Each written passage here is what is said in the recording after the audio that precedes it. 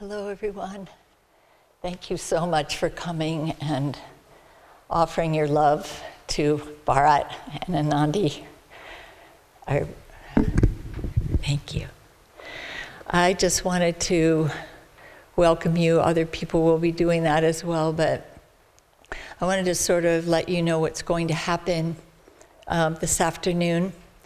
And Vidura and I were talking earlier about the best flow, because I know some of you would like to speak, and that is exactly what this ceremony is set up to do, that any of you that would like to speak are going to be able to speak. And not only that, but because this is recorded, Bharat will have this forever. And I know that'll mean a lot to him to actually hear your stories over and over again as he wishes to. I wanted to read one thing, and then I'm going to ask Jyotishan Devi to come up and lead us in a prayer. Until that time, we were thinking it might be nice so that we have a flow going, but it's also the community and relaxed, and we don't want it to be too formal. But if you would like to say something, to come up as, you could either make a line, like we do at Festival of Light, or on the side, just to keep it going. Or you could just see that there's a lapse and come up and say what you would like to say. So we'll do it that way. And I wanted to start just by reading this letter that Anandi wrote to Jyotishan Devi. My heart has been at peace since the beginning. The love that has come our way through the community has been tremendous. My only wish is that I could get back to people, to share with them the love and gratitude I feel for each person. I hope they already know. So I think you know. I know Bharat's going to talk a little bit about that too, but it's so sweet just coming straight from Anandi to all of you. God bless you. We too want to welcome all those who are not only here in the temple with us, but online. And I know that there are people joining from around the world. Everything that happens in the life of a spiritual community is a part of all of us. When a child is born, it's a celebration for all of us. When people take a next step in their life, we all are taking a next step. And when people leave the body, it's our own experience too, isn't it? And we were talking with a friend earlier today who doesn't live here, but a part of Ananda. And she said, don't you just feel like every time someone passes on, we all get a little closer to the astral world? And I said, I sure do. Not in a morbid way, but just the barriers, the reality of this physical world begin to diminish. So this is and I want to thank Durga and Bharat for creating this event. They put tremendous energy into it, and Vidura as well. So we'll begin with a prayer, and this is a celebration of Anandi.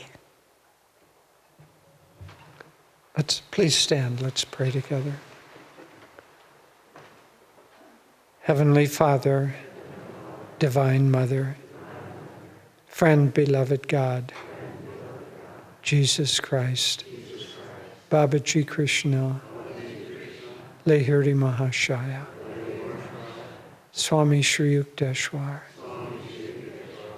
beloved Guru, Paramahansa Yogananda Ji, saints of all religions, we humbly bow to you all. Beloved Master and Swamiji, we know that Anandi is with you now. Surrounded by your light, infused with your light, and spreading it out throughout the whole universe. Bless her and all those who are connected to her by threads of love and friendship. Bless us with your grace. that we grow ever closer to each other, and more importantly, to the only consciousness in existence, our one beloved Father, Mother, God. Om. Peace. Amen. Please be seated. We'll have some music now.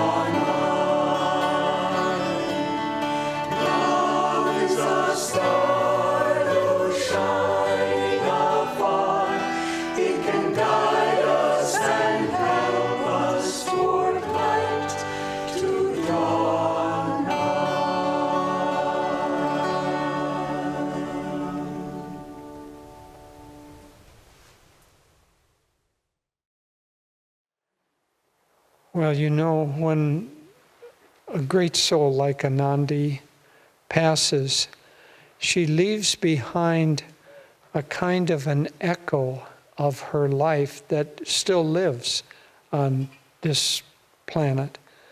It lives in the hearts of all of those that she has touched through her life, none more so than those who are tuned in now, you know.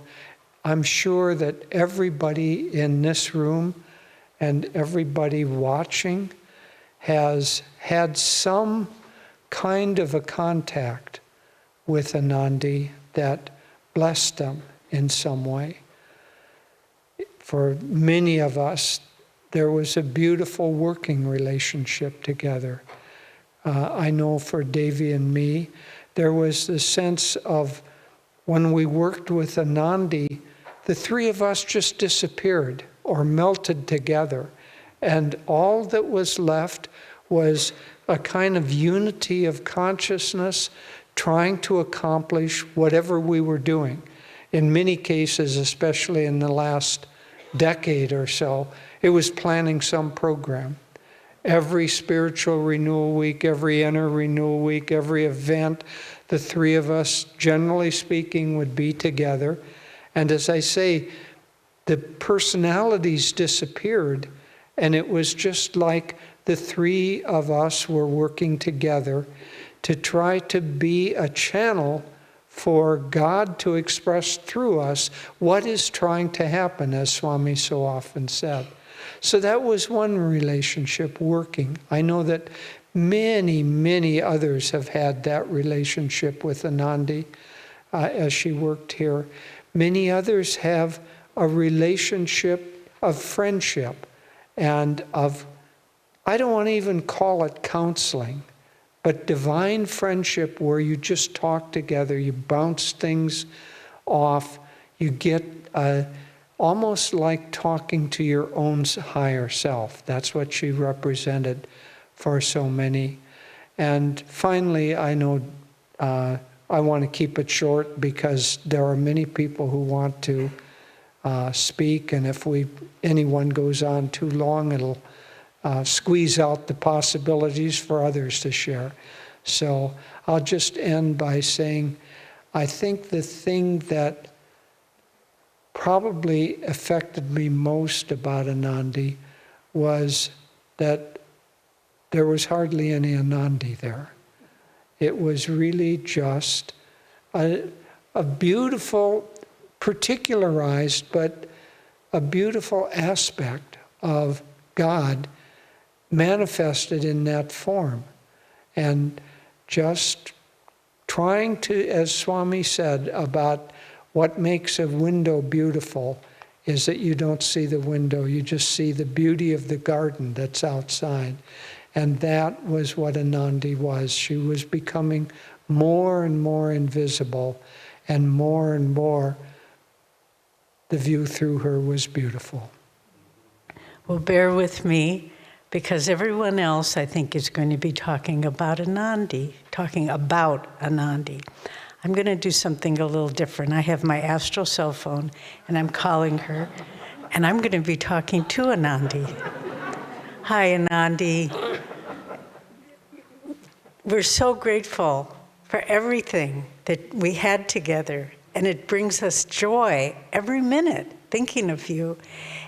But I know you're so responsible. I want you to make sure you know a lot of people are taking over what you did, Maria and Nanda Devi and the membership, and it's all going well. Don't worry about it. And Bharat, he's doing good, and people are really rallying around, and he'll be fine. I know you worry about how he'll keep going, but he'll be fine. So till next time, we love you, and I can't wait to see you again. Bye.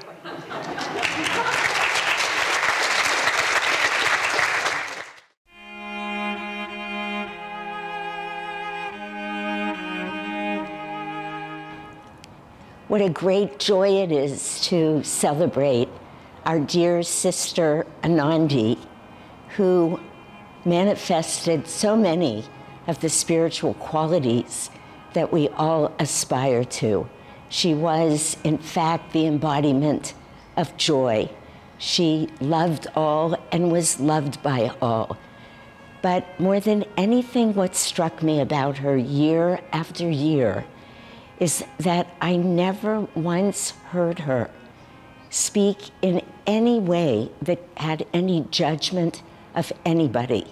She accepted every soul exactly as they are, so we could all feel whole and loved in her presence.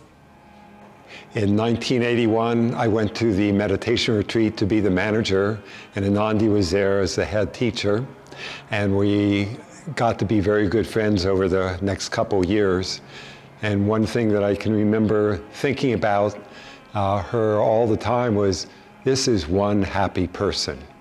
Each time I saw Anandi, her smiling eyes just radiated clarity and love. And there was just no question in my mind that Divine Mother had sent her as a messenger. The first time I met Anandi, and every single time I met her since then, I was always touched by and impressed by how simple her expression was, how wise she was, and how incredibly compassionate she was.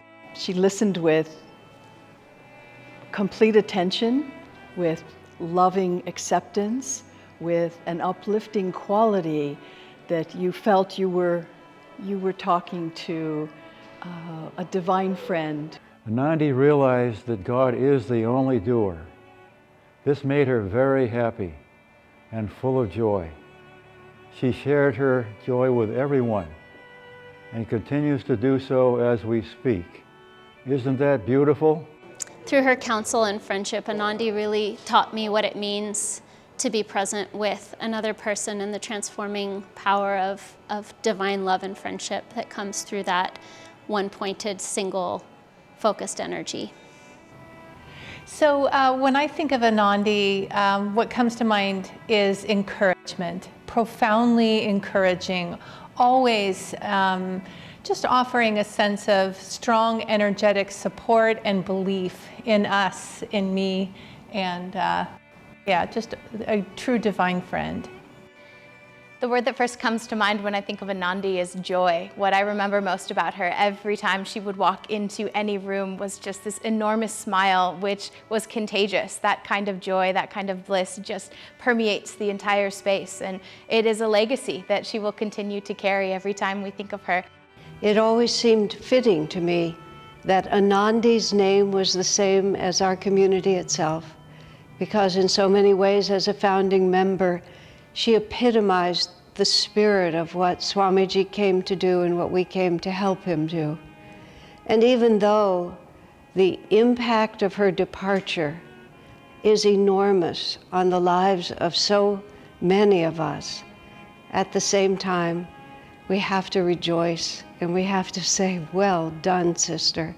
If there was ever a life triumphant, it was the life of our dear sister Anandi. And we miss you, of course we do, but we also rejoice with you for victory on every level. A great devotee, and we're so grateful that you chose to incarnate at the same time we did, and we could share your wonderful life.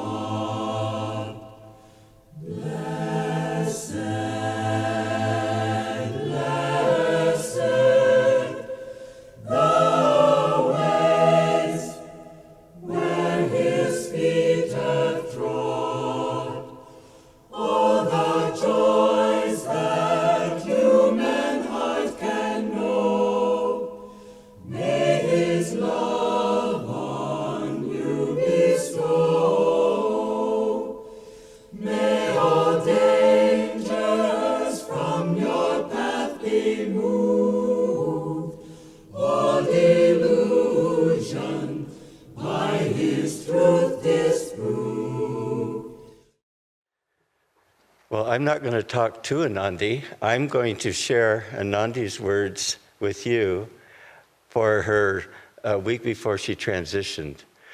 And she met someone, a resident of the community, and he asked Anandi, how are you doing? He says, well, I'm not getting any better. And this one of our residents said, well, I'm praying for you. And Anandi was very direct towards the end, but lovingly. But she said, well, pray harder, it's not working. But you know, at first we were praying for the healing of her physical body. And then we were praying for Anandi's inner freedom. And our prayers did work. You know, it was just 7 days before, she wrote in a letter to Jyotish and Devi, I don't know if I can complete this. It's just very hard. And she was in so much pain that she couldn't really think of Master.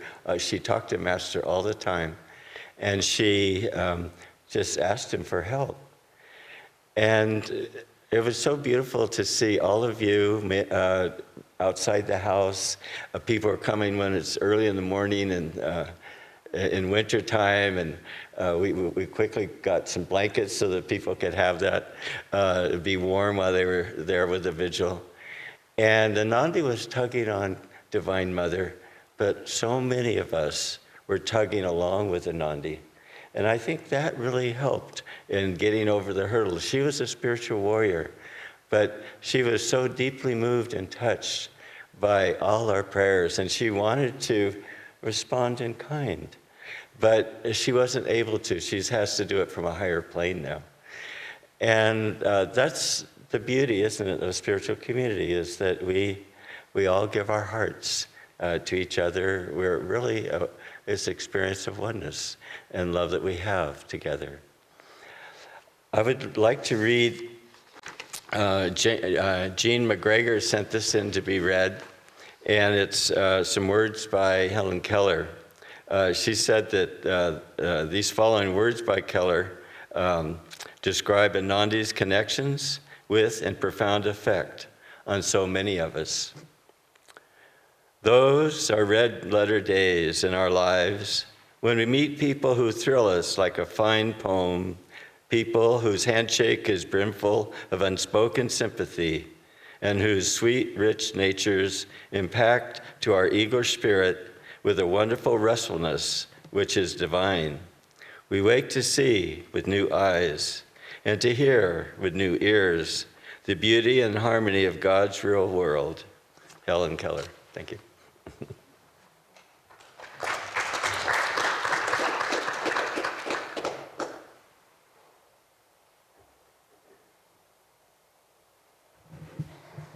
So I'd like to ask anyone that would like to speak to come up now. And some of you I gave letters to that people sent to me by email. They weren't able to be here or they didn't want to get up and speak themselves. So any of you that would like to come, I'm just going to invite you up. If you want to create a line, go ahead and do it. If you want to just get up as you will, that's fine too. I also, oh, I'm not supposed to wear this. So I also wanted to say that we have an altar over here for Anandi. Bharat has kept the cloth that was over her body. And so that's there. And there's also rose petals from that day. Many of you put rose petals on her. And so they're packaged up, and everyone that hasn't already gotten rose petals may take one, because otherwise there won't be enough for everyone. So please feel free to go over there and either just get petals, or you can stay and pray and meditate for a little while. And let's see, I have one more thing, but I'm going to wait and let you come up first, okay? So Giovanni, you want to start? Hello. I had a rather unusual experience a few days before Anandi had departed. It was, I think it was the day after we got the news that her cancer was much more serious and final than we originally thought. And I felt a deep loss and sadness, as we all did. Well, I don't need to say how incredible she was. She was pure joy. So one morning I went to the bench that was set up outside your house, Bharat, and took advantage of the blankets because it was cold. It was about 5 in the morning, I think, and it was dark. And on my way over, the Gayatri Mantra just started up in my head, and that's a whole other conversation I had with Anandi and how much we loved doing it. And by the time I got to the bench, it was going, and I just settled into it and got to a very deep place. And so this is what happened. This morning I went to meditate in front of her house on one of the benches at her shrine. The Gayatri Mantra started up in my head on my walk over, and I continued as I sat down. After about 30 minutes, I felt very inward and still. Suddenly, in my mind's eye, I saw Anandi standing in front of me, and with her big, vibrant smile, she said, "Hello," just like she always does. And she was in her robes, and I greeted her back as if it was just perfectly normal. And she sat next to me, and it was all just very real and natural, and we just sat there in the silence for a long time. And then I asked her, I said, "What's it like dying?" And she said, "It's like letting your battery run out. I like to come out here and sit with everyone. It's very sweet. I'm very touched by everyone's love." And there was a pause, and she looked at me, she looked over at me, we were sitting side by side, and she said, "You know I'll always be around, like the others, helping everyone." And then she turned to me and said, "You'll be helping everyone here too." And then we sat for a while more, and the sun was rising, and I felt my soul expand with her. We just expanded way, way out, right up to the gates of the astral realm. And I could just feel so much joy and gratitude. And on top of that, the sadness of not being able to say goodbye to her physically was gone. I was just so happy for her, and I knew she was going to be leaving very, very soon. So that's why I wanted to share it with you all, because I think this was for all of us. We're all going to be doing this for each other. Thank you. Hi. Durga gave me a couple of short letters from 2 disciples in Seattle that would like to just let us know their experiences. This is from Nayaswami Karen Sherman. I had the honor of getting to know Anandi during my monastic training program in 1991. After that profound experience, I did not really have much opportunity to spend time with her. However, I prayed for her regularly at the end of her life. After her passing, I was amazed and delighted to experience her strong presence in my meditations for several weeks. It was a strong and embodied experience of how the soul is indestructible and brought great understanding that Anandi is now swimming in God. And this is from Nayaswami Lajana. When I came to Ananda for the first time in 1992, I learned how important affirmations are on the spiritual path from Anandi. Whatever my problem, every time I called her, she had just the perfect one for my situation at the time. I still love affirmations. Hi. I received 3 emails here from friends of Anandi, various places. This first one is from Roberto and Rita, our Concord meditation group leaders. And I love this story because it shows Anandi's humor and her very straightforwardness. Years ago, SRW was offered towards the end of August. At that time, both our daughter and I taught in a public high school, which also started at the end of August. Each year, we did not know if the dates would overlap and whether or not we would be able to participate at SRW. With anticipation, we would wait and see if there was a conflict. Every year, our daughter would pray to Lahiri so we could come to SRW. Then one year, on the last day of SRW, we got to chat with Anandi. During our conversation, we shared with her our yearly dilemma with the possible overlapping dates of SRW and then reopening of the school year. I asked her if it was at all possible to reschedule SRW earlier in the month or if this was a set date. She informed me she did not know, but she would look into it. Jyotish and Devi were leaving the next day to go to Italy, and so we were to wait. No problem, we were hopeful. Not long after we returned home, we received a phone call from Anandi letting us know that Jyotish and Devi had called her, and during their conversation, they told her that the following year, SRW would be at the beginning of August. What makes me smile from this story are her words at the end of our conversation. Anandi said to us, "It seems that Divine Mother heard your request, so you better be here." We laughed, and that ended our memorable conversation. We have been blessed to have known her and shared some very precious moments with her, Rita and Roberto. And then another brief one from Kalamali, who's in Australia currently. Nayaswami Anandi was a true friend. She always picked you up and listened with her entire being when you needed it.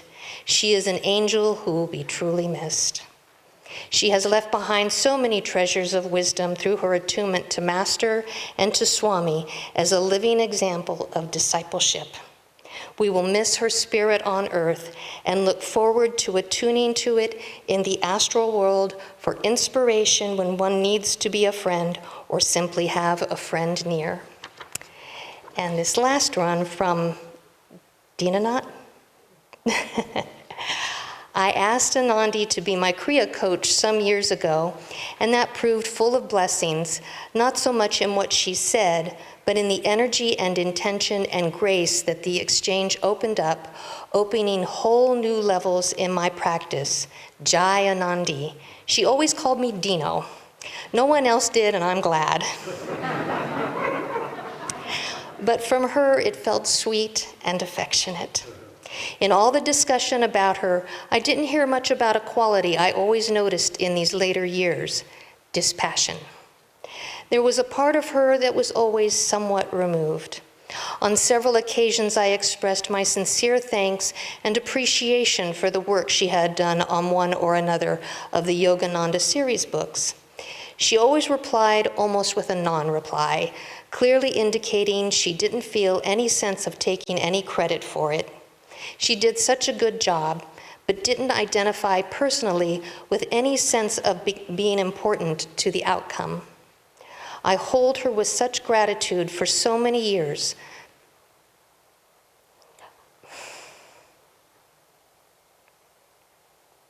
Of kindness and the sort of friendship that was just a given, despite distance and years apart.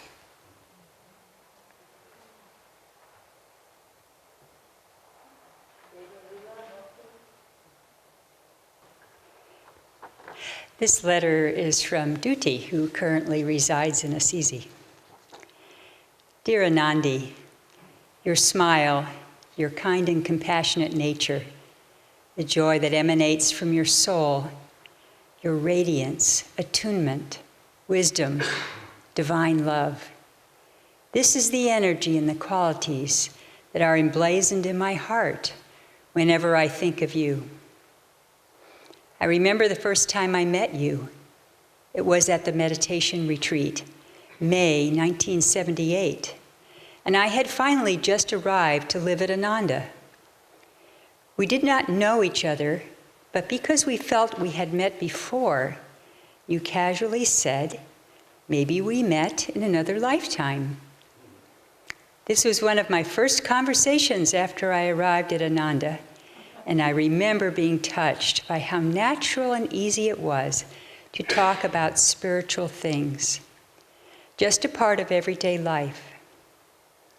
I am so grateful that our lives touched, even for a few brief moments, in this vast sea of lifetimes. Go with love, dear one. May the light that is in you expand and touch everyone. And may we be one in that light someday.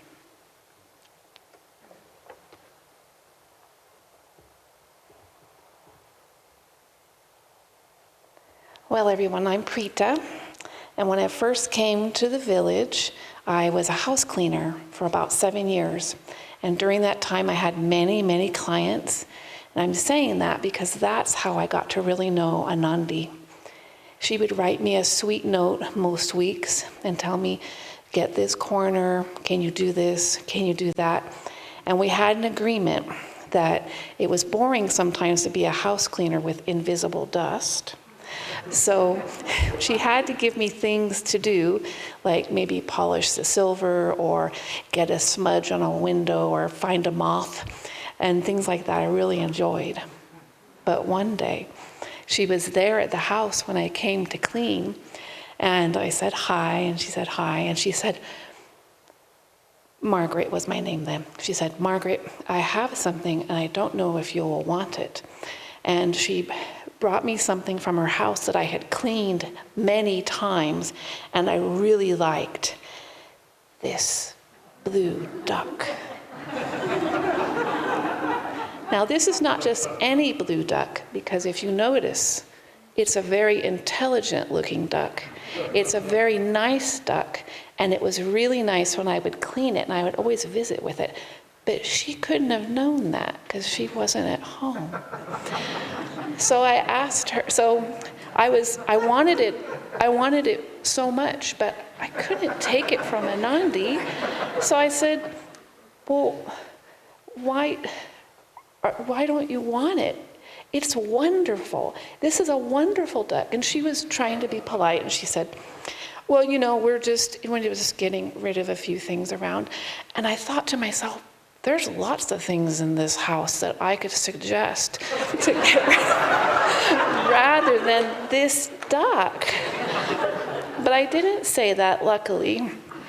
So I said, Anandi, are you sure? Because this is pretty special, you know. And then at that moment, she did this. And that means that she was really looking at me at that moment. It was no longer social. And I said, "Are you sure, Anandi?" And she said, "Yes. We can't keep everything we love."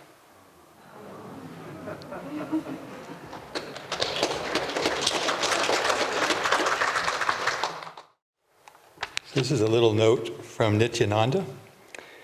I just want to say that Ananda people don't come any finer than Anandi.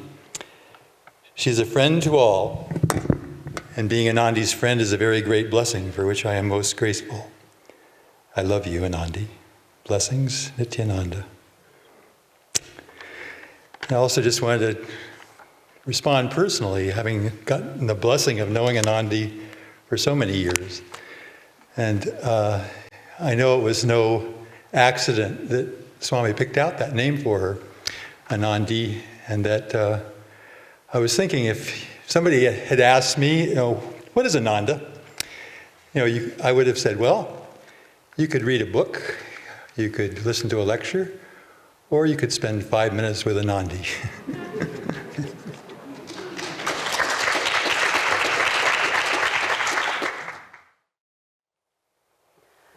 So my name's also Anandi, and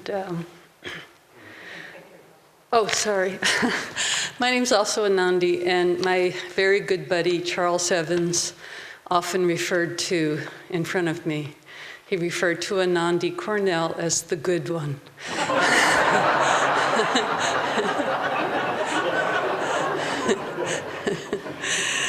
So this is a message from Mangala. Anandi was a pure channel of Masters and Divine Mother's joy, love, and inspiration. She has guided me for the past 35 years since I moved to Ananda Village, showing me how to live life as a dedicated disciple. I pray that I'll be able to continue to feel her inspirational and loving guidance as I seek to live ever more deeply for God alone, as she so beautifully lived her life. Go with love, dear Anandi. Hi. So I've been here almost 20 years now, which is sometimes hard to believe. It's gone by so fast. And I didn't know Anandi in a deep way. Well, I did know her in a deep way, but not in the way that some of you, many of you who were here from the beginning with her, there's the core group that I can really always feel and get fed from, that have been here together, really growing this, cultivating this, and growing this. And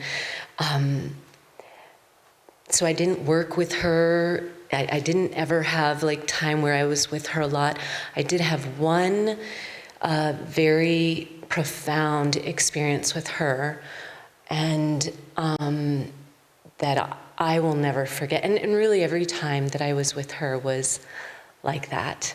But this was profoundly deep in this lifetime for me. It was really like a crux of, she just said, what if in this lifetime it's just about you making it through? Just, it was like I was struggling with something that I've struggled with my whole life, and she was just like, what if it's just about, you don't have to be the best disciple, you don't have to be the best mom, you don't have to be a wife, you don't have to anything, you just get through this lifetime.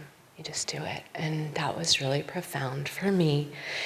And I had the blessing of meditating the day before she passed down. And it's interesting because the whole time I felt like she was I felt her presence like I do right now, so strongly, that even though I couldn't go because I was with my daughter or this or that, I felt like I was with her and she was with me, and that I just felt the connection of all of us that is never separate.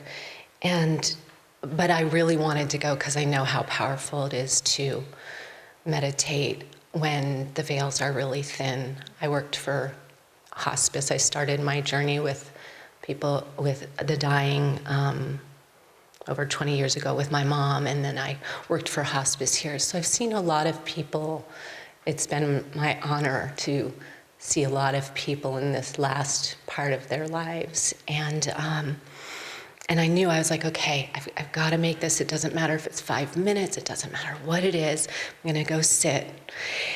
And I was walking down, and Diksha was walking back up. And again, it was like, it was so palpable.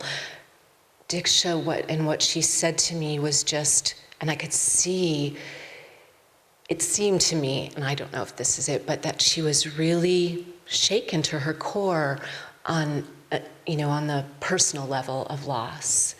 And I was there at this amazing moment to be blessed by what she shared with me. And then I went down and I sat, and it was beautiful.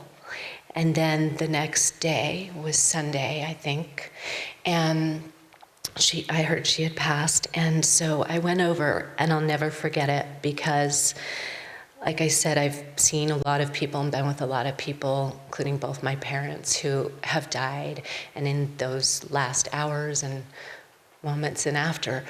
And a couple things. So I walked down the road, and as I got to where everyone was going in, where it was open, I looked, and you see her right away, where she was laid out.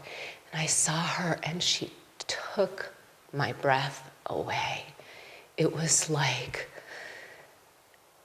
the joy and the beauty is not of this world. And she was just like radiating like the sun and glowing. And it literally just, I had to stop and breathe and like just let that joy expand throughout my body. And then I walk down and try to see what's happening, what are people doing, you want to be appropriate. But I couldn't think of that. All I could think was that I wanted to be near her, and so I waited till there was a spot, and I went and I sat down, and I touched her. I wanted to kiss her, honestly, on her forehead, and I didn't, but I did touch her, and I did notice too is for all the suffering that I had heard, because I didn't see that she had been through and how sick she was, she really looked like Anandi still. And I was kind of shocked with that because, again, with most, if not all of death I've seen, they're very changed in the end. They're a little bit ravaged, the body on the physical plane. And she was just magnificent. Like, I wanted to stay there all day. I did not want to leave. But, I had to move on. And so I stayed there for a while, and it was just like being with my mother. It was just so much love, and that was it. It was like she gave that as a sister, as a mother, as a devotee, as a guru bhai. I think she gave, I know, and we all know, she gave that to each of us, that personal and that impersonal. And then I walked, and I had to talk to Bharat. And he was talking to Diksha and Gyandev. And so I waited, and it's not like I know Bharat on the surface that well. But really, what does that matter? So I waited, and I went up, and I was just like, I just have to tell you, she's so beautiful, And then he started sharing, and he shared that the night before, when everybody that was taking care of him said, you need to get some sleep, you need to get some sleep. And they could see on the way out. And he said that her jaw was opened and kind of, a little bit locked, a little bit askewed. And that is that's the one thing I noticed when I said, because that's often what you see in the end, and they can't close it once they die, so I was just, that he said that, and he said, and then this morning I went and saw her, and she was perfectly like that. And it really reminds me of Master, and how when the body is untouched by death, and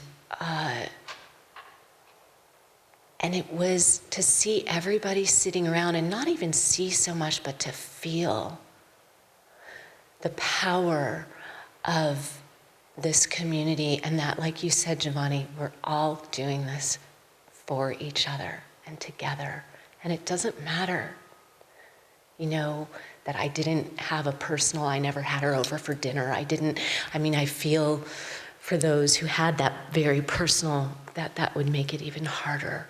But I just want to say thank you to Master, to Swamiji, and to everyone here, because that I'm a part of this incredible, it's like the aspen, the roots of the aspen that are all connected, that I have this from other lifetimes that we've lived together, and because of the seeds that you all planted, 50 years ago. And what a blessing it is to be a part of that root system in God. Thank you.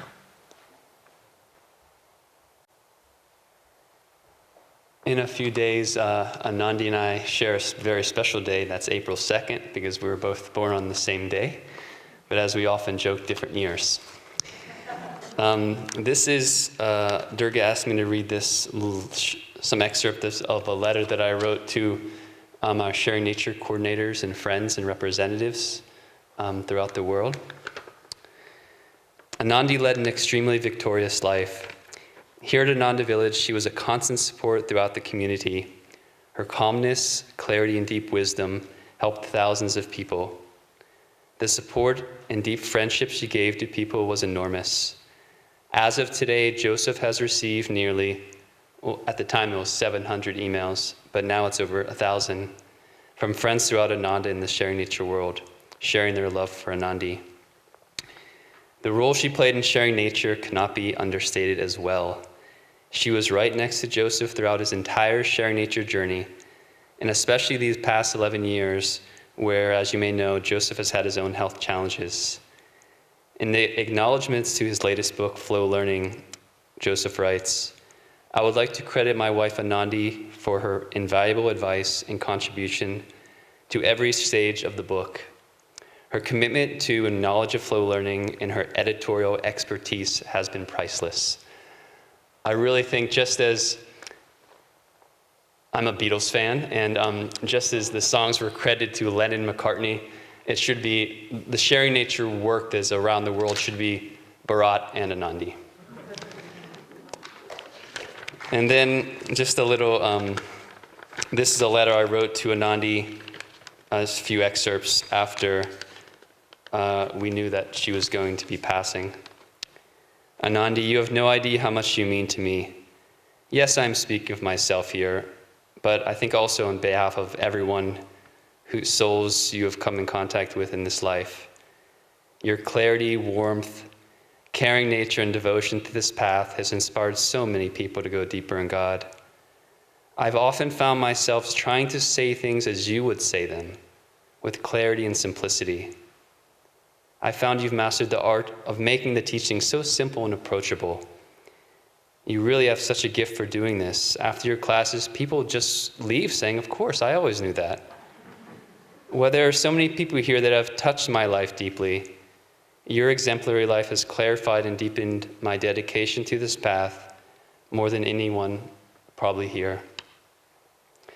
Since coming to Ananda 15 years ago, I've never really known exactly what my life, my Dharma was supposed to be. Yes, sharing nature will be a part of my life. But just as some people say, I feel like I'm supposed to do this or do that, I've never really known what my Dharma is. I just knew right from the start that this was my path, and my whole life was dedicated to sharing Master's vibration. But in these last few weeks, as I've reflected on your life, I've been gaining a little bit more clarity of my purpose. It is to be fully present with every person that crosses my path, to really listen to them, to ask Master to be with them, to really care for them and try to shine Master's light in their lives. I know this because this is what you do and have always done. The impact you've made for Master's mission is beyond words. I just want to share a little story. About a couple weeks before she passed, people here in the village know about the meal train and preparing Bharat and Anandi meals, and it's a real testimony for me personally, because I've often pondered how could I reciprocate such love and appreciation for somebody like Anandi in her friendship, because she just gave it so abundantly and so freely. And one day we were preparing a meal, and we had very specific instructions, gluten-free pasta, which personally isn't my favorite. And I would be cooking it for her. And the phone rang. And we picked it up, and Anandi was on the phone. "You haven't started cooking yet, have you?" I said, "Oh yeah, we'll be there in 10 minutes. She's like, "But can you make me something else?" It's like, "Absolutely, we'll stop everything." And you know what she requested? Pancakes. Absolutely, Anandi. If I can just reciprocate even a little of the sweetness you have offered so many of us, it's the least we can do. But she also specified not just pancakes. Remember those silver dollar pancakes you got when you were a kid? I want those. And so it taught me about the childlike simplicity that the devotee should embrace this life with, coming from the heart, sharing joy freely. And I'll miss her dearly, but she's with us, as we all know.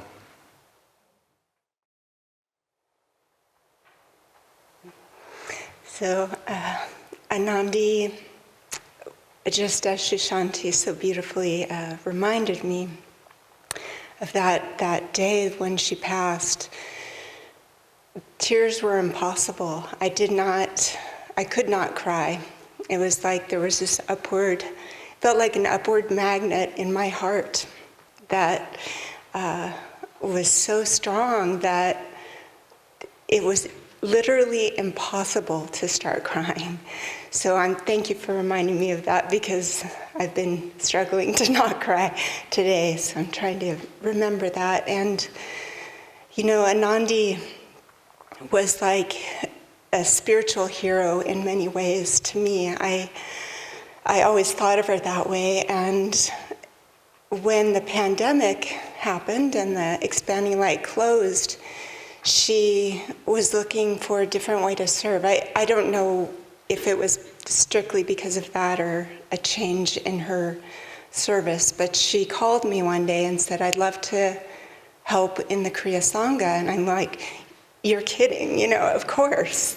That would be an incredible gift." And so the last couple of years of her life, she served with me in the Kriya Sangha, helping to teach preparation for Kriya Yoga. And it's like an explosion online with Kriya training right now. It's still continuing to be an explosion. It's really remarkable. And so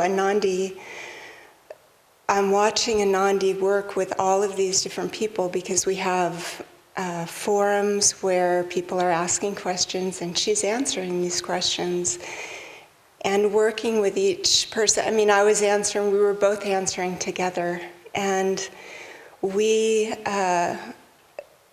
would talk on the phone almost every day for 2 years.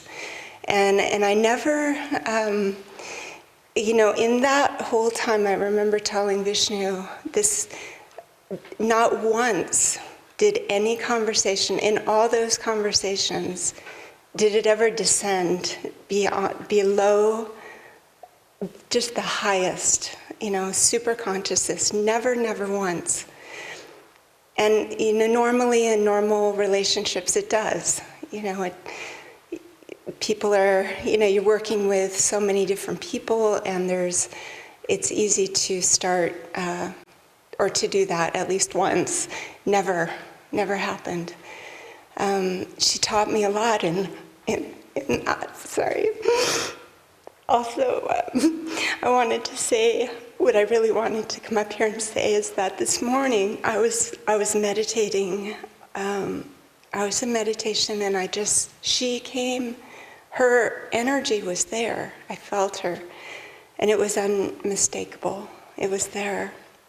And I felt, and this word came into my mind, gold miner. And I was like, well, that's interesting. It's like we live, in gold country. She was a gold miner. She really was. She, with the most difficult situation, when we're working online with so many different people all over the world in very varying ways, varying understandings of what the spiritual path is and what Kriya Yoga is and what it means to be spiritual, she would always find that vein of gold in the situation, in the person. And she would track it, and she always saw it, and she helped you see it. She helped the person she was relating to see it. And it was really beautiful to watch. I've kept her responses to some of the most difficult questions you can imagine. They're difficult for me, just of the spiritual life and the meaning of things, and how do I relate, and how do I deal with this kind of situation. She answered, just always picking it up by the very highest, and in full ways, never short, just these complete answers. And she always helped me to understand how to do that, she gave me that when we would talk every day. That's what we would be talking about. This is happening, what do you think? How should I answer? And she would help me see the gold. And I'm just really grateful. Durga asked if I could share a experience. I'm going to call it the deer story. And it happened the morning of Anandi's passing. And so I heard the message. It's about 5 o'clock in the morning. And I thought, I'm just going to go on a walk. So took a walk, and I thought, I'm not going to go sit on the bench. I'm not going to go sit on the bench at Anandi's house. I'm just going to go on a walk. So I'm walking, and I'm walking towards the bench. And I sit, it's pretty cold. So I thought, I'm not going to sit on the bench. So I sit on the bench, and I cover myself with blankets, and then, so I was sitting there by myself, and there were 2 benches. So I was in the back bench, and there was a front bench, and so there was cozy. Then I'm meditating, and I hear crunch, crunch, crunch, like somebody's walking, just walking, and I thought, oh, somebody else is going to meditate. This is good. Crunch, crunch, crunch. It's getting closer. And I thought, good, they're going to sit in the bench in front of me. It just gets closer. Crunch, crunch, crunch. Oh, it must be somebody I know, because they're going to sit next to me. And then it stops. And it was almost like somebody thinking about sitting next to me. So I open my eyes, and there's this doe, and the face is right here. And I just stared, and she stared, and then I thought, I'm just going to stare. And she just stares. And she's so pretty. And then she turns to walk away. She walks, and she looks back, and I look at her, and then she leaves. So I thought, wow. Then I meditate, and it's great. Then I thought, this story is for Bharat. So I told Bharat, and Bharat told Durga, and Durga told me to tell you.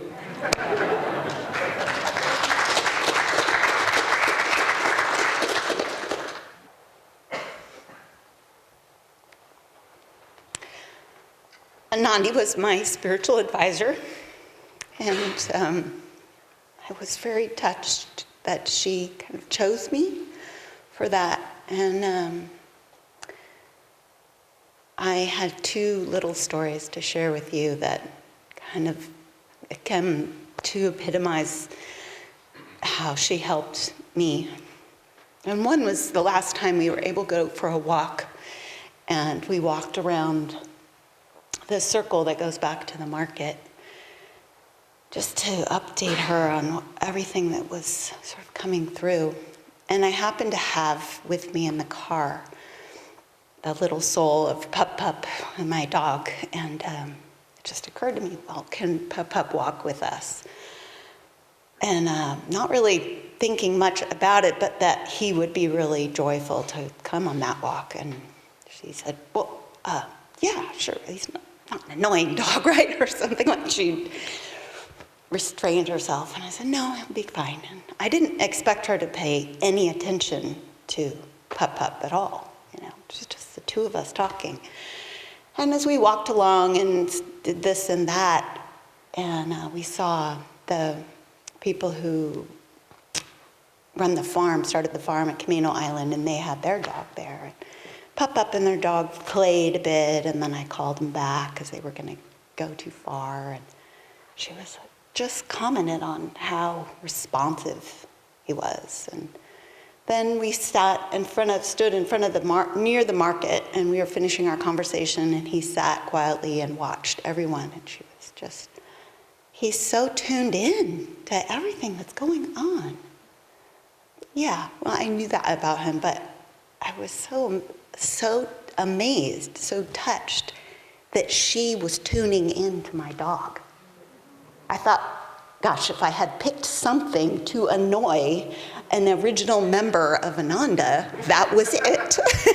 And I hadn't thought too much about it, but instead, she just really saw him.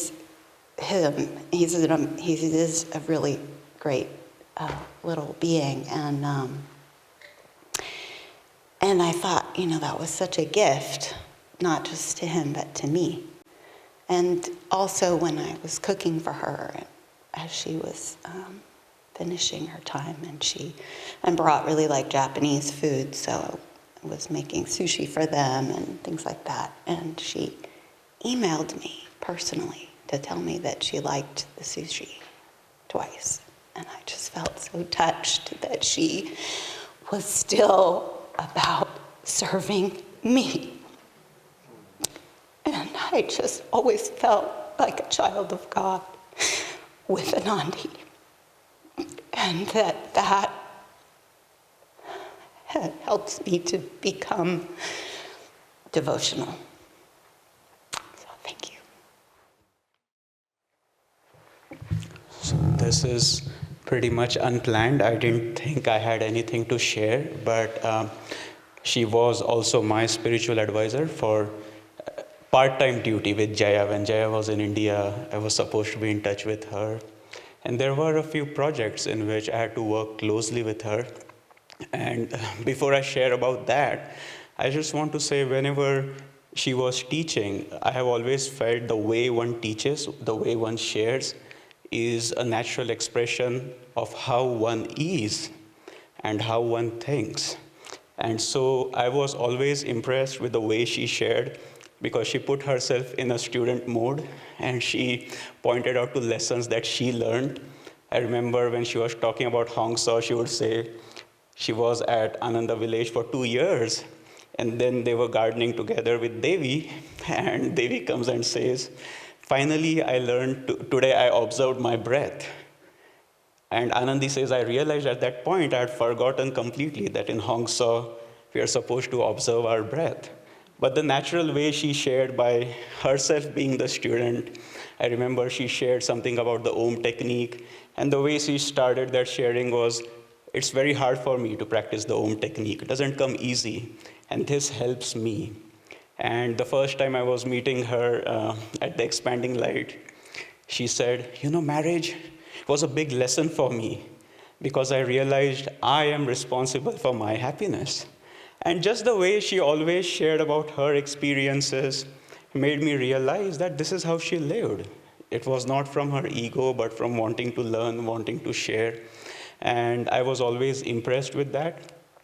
The second thing I wanted to share about her was, I was very, very impressed by those who prepared Anandi's body for viewing on that Sunday, because it really was astral, as a few people have remarked, so I'm very grateful for that. And it reminded me of something I read in Durga's book, Durga Mata's book, the other Durga.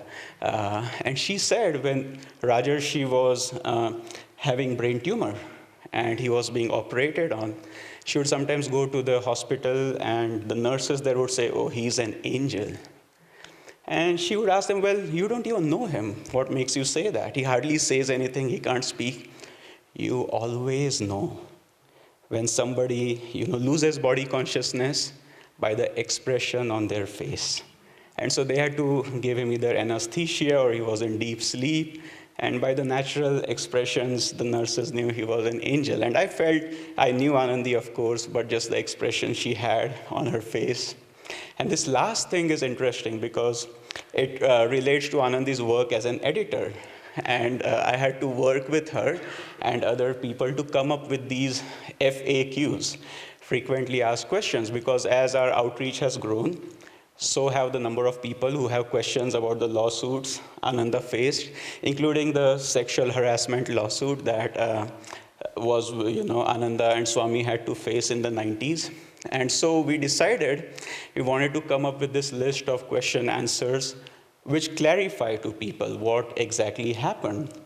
And so we were going back and forth like at least 50 times or 100 times, refining it, making it factually correct, bringing Swami's own words, and making sure everybody who was there, who were deeply in tune with Swami, felt it conveyed the right thing in a way that the new people like us could express and could share. But while working with Anandi on this, she never lost, she always remembered to also present it with the right English. And I have here an email exchange which I want to share with her because it resonates with her name, which was Anandi. And we had to talk about quite a few fine things, like how many women were there, what happened, what were the exact things we were accused of. Very intricate also. But then we wanted to share these with our graduates, and I had created an email that I said, okay, let's send this email out to the graduates. And Anandi's response was very interesting. She says, this is great. In terms of correct writing, this sentence should be changed. And this is the sentence, and I want to read it to you because some of the examples that follow are based on what she explains about this sentence. And so the sentence was, as a past graduate of the Lessons in Meditation course, we wish to share these new resources with you as well. And she says, this is a classic case of dangling modifiers, because as a past graduate of Lessons in Meditation course, you should then start with the part of the sentence that refers to that graduate. So I had started this sentence, as a past graduate of the Lessons in Meditation course, we wish to share these resources with you as well, that we can't be there. So she said it has to, you are receiving these resources, let's say. And then the back and forth brought up many funny examples of what dangling modifiers can do. And here are a few which we went over. Being in a dilapidated condition, I was able to buy the house very cheap. Here's two more. I know a man with a wooden leg called Smith. What was the name of his other leg? One morning, I shot an elephant in my pajamas. How he got into my pajamas, I'll never know. And then she ends with, Lakshman edited one of Netri's books about cooking. And she had said, studded with raisins, I brought the fruit cake into the dining room. So anyway, thank you.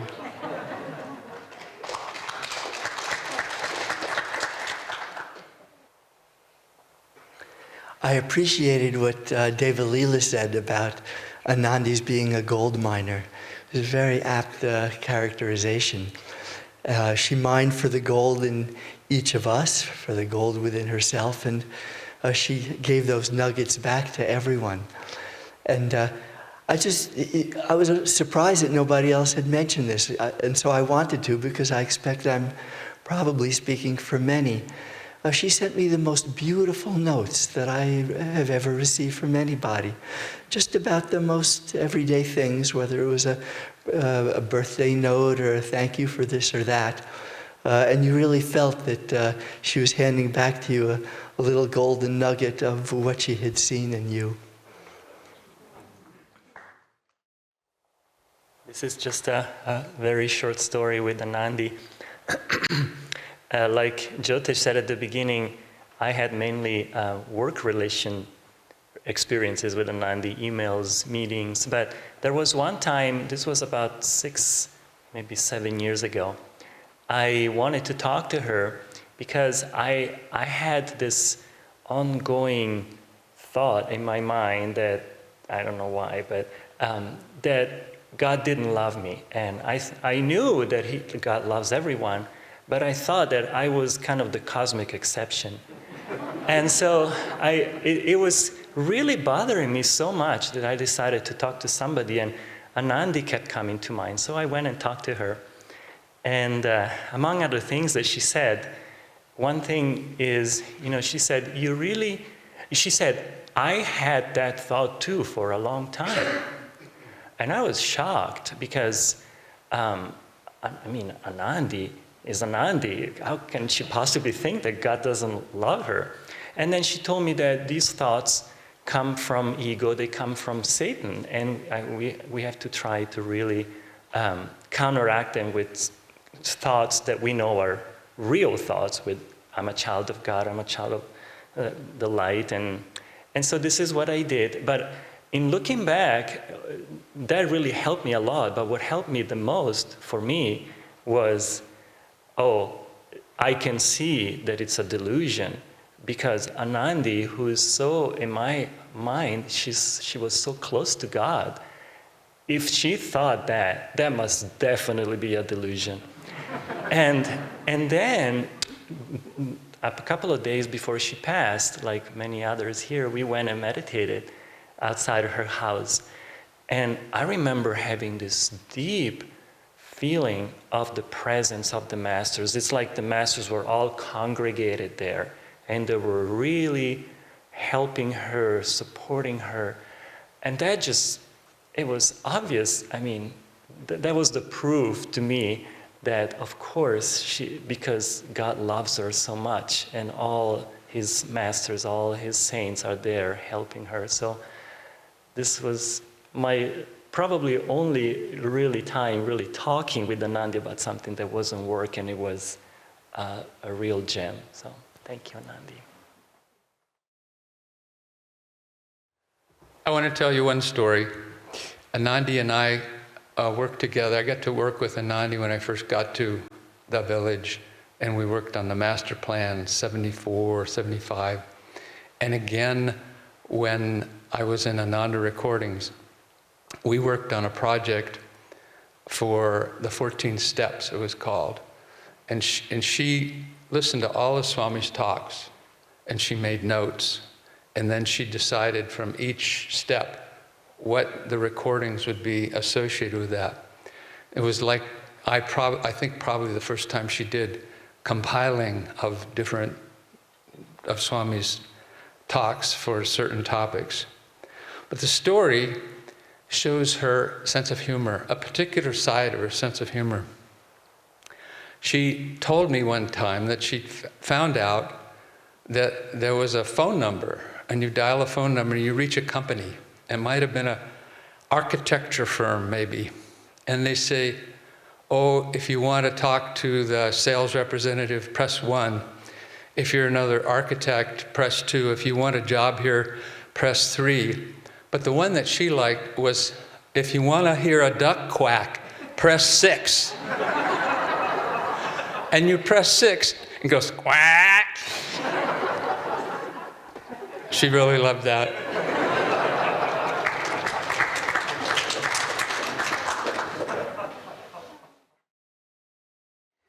So this is something from Nalini, who wasn't able to be here. Before Anandi's passing, someone suggested that we search our memories for inspiration we received from her, perhaps in a class or Sunday service.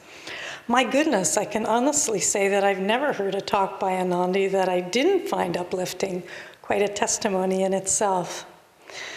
A few miscellaneous memories. Our friendship began in the 70s with Ananda Publications and Producing the Path, Swamiji's autobiography. In the 80s, we worked together on the KVMR Ananda radio program, a precursor to Radio Ananda. With Anandi's passing, I've come to realize what a profound impact she has had on my life, inwardly by her attitude and example, and outwardly by encouraging me to write the Transitioning in Grace book, which has turned out to be the spiritual highlight of my life so far. I remember the conversation when Anandi asked me to write the Transitioning book, saying she just didn't feel it was her dharma. She handed me a box with the materials she had collected so far, sort of a starter kit. I think by then I had already written the article about Vairagi's passing, so there was evidence of my interest. But most of all was Swamiji's encouragement that I write about death and the final exam. Anandi, though, wrote the loving and thought-provoking article and chapter on Hanal, and she also gave many excellent classes on the subject, which I still often refer to her class notes.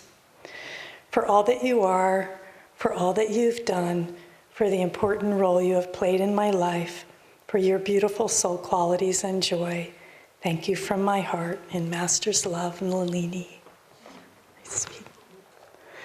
You know, I didn't come, my name's Susan, I didn't think to really say anything, but I just want to kind of echo what I think many of us must be feeling, that somehow Anandi had the rare quality to make, as Sagar alluded to, make us all feel that it was okay, that she shared the same struggles that we did, and that through the window that she provided, we knew that we could do it as well. And there was such encouragement from her. I know you can see out here a few people who were in her Gita satsang group, which for me has been one of the treasures of my spiritual life, where we'd take something that seemed like it could be so, not arcane, but difficult to plumb and find something really practical to do. And yet each chapter, as we discussed it and she pulled things out, we'd find things that just applied to our lives and were so encouraging, so hopeful. And I think many of us will treasure that one special satsang that we had with her, where I forget what the chapter was. It was a deep chapter, and we started off with a meditation, and we just never stopped. The meditation was so deep, and that she led us in, and so beautiful. And that's one of the things that I remember about her. So thank you. And thank you, Anandi. Okay, thank you all. I have one last reading that I would like to read, but as people were talking, as I was putting together the posters on the outside, I was so struck with how much Anandi did. The variety of things, the books, the counseling, the classes, the joy, the friendships, the walks. I mean, everybody seemed to walk with Anandi. Where did she get all this time? And then I was thinking, because Master kept flowing through her, and she knew that. And that was the only way she could have gotten as much done as she did, with such joy and non-attachment. She was a great help to me at many times. Dear Bharat, this is from Dayanand. On the day of Anandi's passing, I prayed for her spirit. As I did so, I didn't feel a direct connection with her at that time, and I think that was because her spirit was transitioning. But the next day, I felt her spirit visit me very strongly. I hadn't been thinking about her. It just came out of the blue. And it was very sweet and light, like Anandi, but so much more. And she sent me something else important at that time that I thought you should know. In the 1980s, when I was in Sorrento, Italy, a friend told me he was going to visit the Catholic stigmatist Natuzza, the one who recommended that Swami and Rosanna marry. I sent Natuzza a message, and when my friend returned days later with her answer, for hours that day I smelled roses in the room.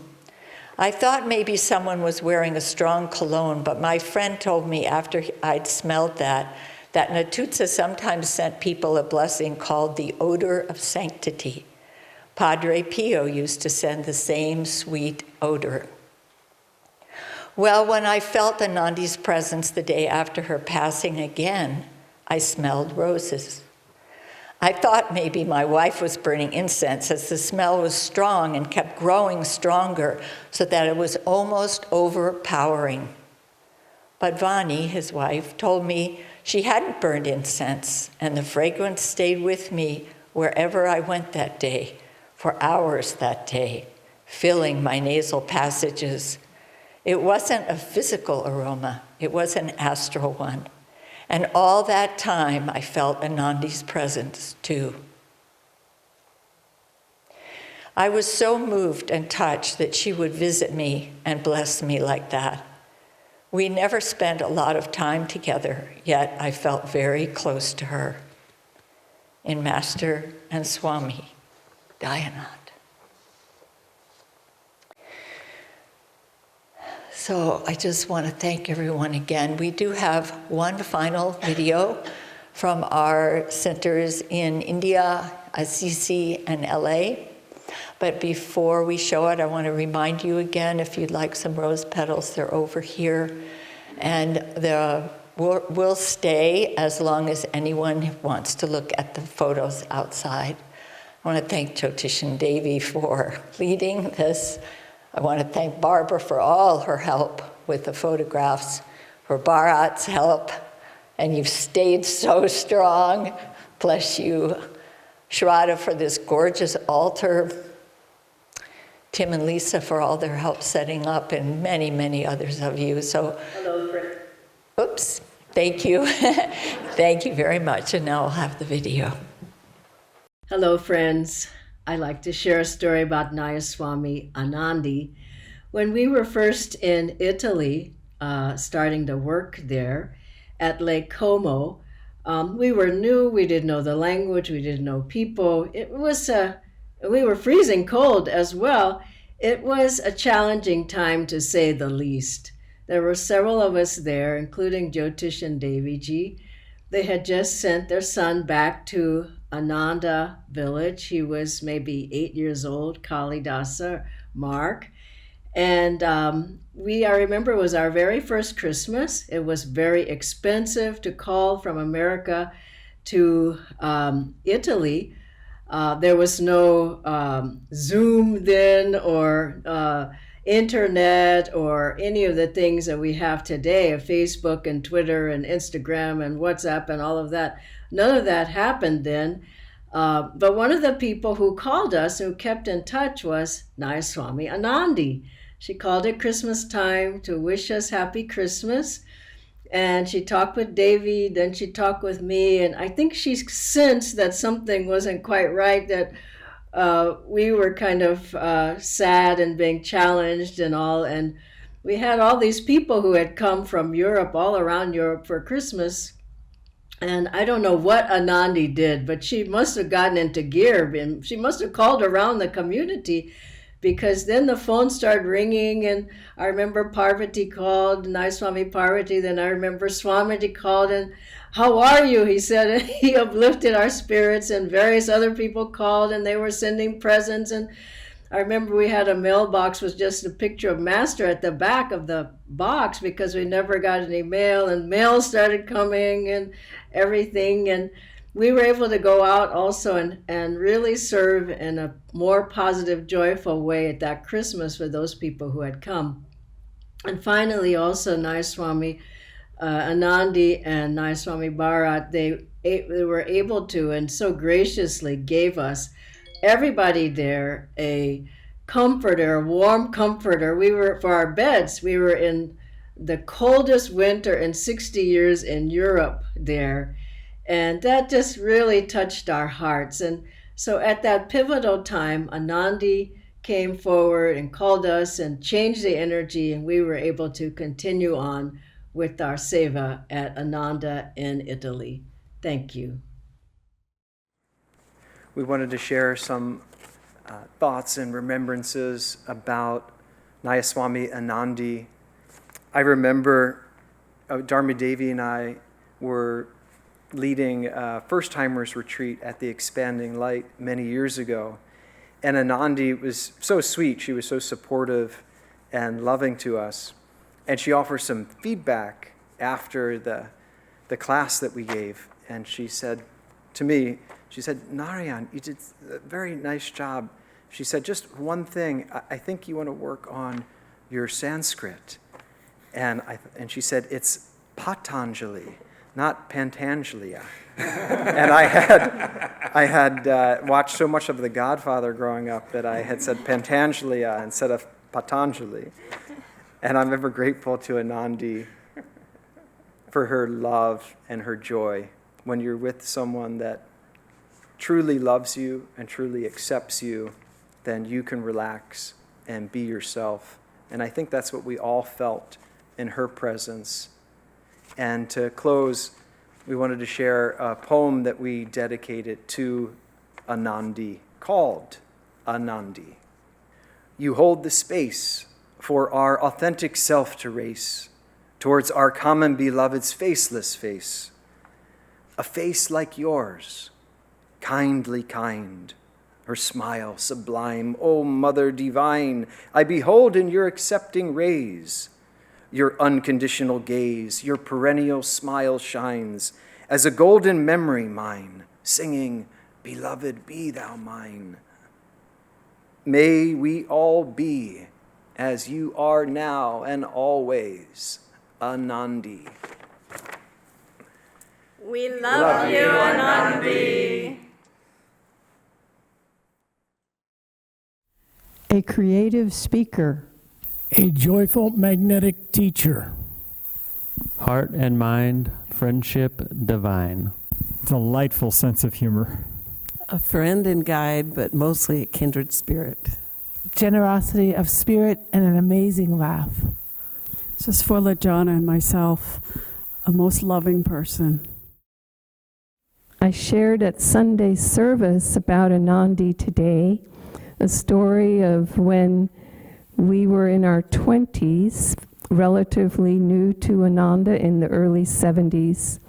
We were in the bathhouse at the old retreat, and Anandi said to me while washing her face, Padma, if you catch me playing bridge when we get old, shoot me.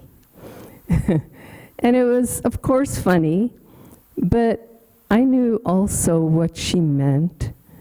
She was planting her spiritual footprint, as we all were in those days, planting it in this life, to live a life for God alone, Anandi, you made it to the finish line, and we're all with you in spirit. Blessings and love. My experience that I want to share with all of you, I think represents something that so many of you who know Anandi, and perhaps only met her once, can definitely relate to. Anandi's sharing with people, her contact with people, was something that I think always brought guidance, because she deeply cared about people, and so she would, everything she could do to help in any situation she would do. And so all of the wisdom that she had from her service, from her teaching, would go directly to what someone's need was. And the moment that was most meaningful for me in my life, where Anandi was a channel for something that I needed right in that moment, was a moment of suffering from marriage breaking up. And for many people, you understand, you've had the experience of the hole that seems to be left in your life at such a time. And Anandi was giving Sunday service shortly after the news of this breakup happened in the Ananda community. And what she said that has stayed with me throughout all of these years was, remember when something in your life closes a door, God is there to show you all of the doors that are open. And what I took from that was, don't stay at that closed door, banging on it to open up, but to look for the doors that are open. And an Anandi sharing with all of us was like that. She would give the little bit of advice that would help you to be uplifted and to move forward. So thank you, Anandi, for being a concrete help to so many of us. And we look forward to maintaining that contact. Bless you, we love you, we'll miss you.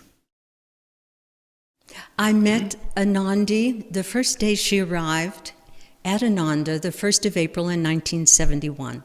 She wanted to be there in time for her birthday, which was the next day, the 2nd of April. We talked for hours and discovered that we had a deep and divine friendship. From that moment, our lives were intertwined. There's no doubt that we are twin souls and will remain as such. Thank you, Anandi, for your wonderful example. A life of humble service to God and the Gurus. A life of divine friendship for each one of us. I don't know that I or anyone can say her state of evolution. But I do know this: I can't imagine a life more perfectly lived, and a passing so full of serenity and joy. I deeply feel that she is free. And just as Christians pray to the saints, because they know that the saints continue to help and serve once they are on the other side. I am sure that this is Anandi's desire, to continue her service and to help us. She is a shining light. Let us keep her in our hearts as our shining example. Home is a green hill, home is a wind, blowing betrayal far, far away. Home is the knowledge heaven is near. Home's the end of the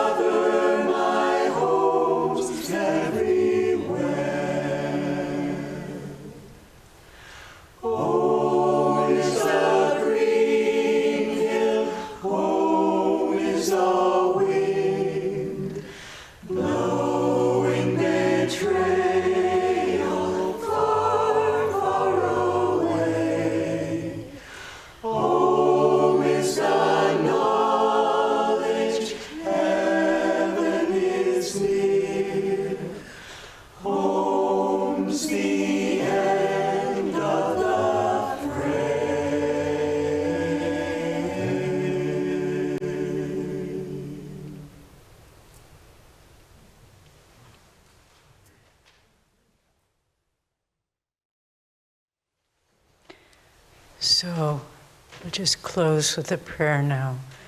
Again, thanks to Durga and Bharat who organized this, and thanks to all of you who shared. It was quite moving. I think we all felt it, and I'm so glad this is with us now for posterity. So let's close with a prayer. Let's stand.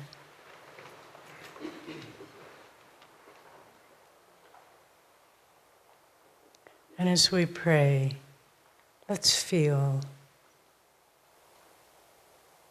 Anandi sending her love in God to all of us to guide us ever deeper in our own spiritual life. Heavenly Father, Divine Mother, friend, beloved God, great masters, Jesus Christ, Babaji Krishna, Lahiri Mahashaya, Swami Shri Yukteswarji, beloved Guru, Paramahansa Yogananda, saints of all religions, humbly we bow to you all. O beloved Lord, we thank you for divine friendship, which reflects your unconditional love, which reflects your deep wisdom, and which reflects your joy in all things.